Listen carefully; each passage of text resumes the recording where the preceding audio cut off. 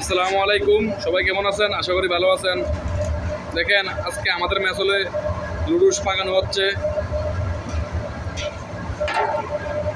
এগুলো সবগুলো লুডুস পরে চুলা মাছ দিয়ে সিদ্ধ করবো, তারপরে সায়না সেগুলো খাইবো।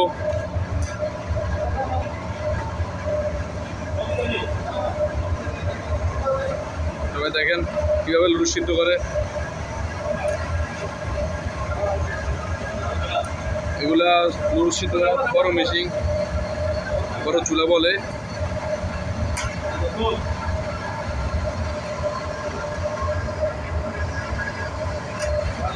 দেখেন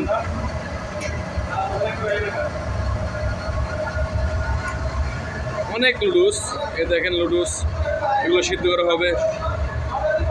অনেক লুডুস, প্রায় 250 লোকের খাবার তৈরি করা হবে আজকে। দেখেন সবগুলো লুডুস কিন্তু।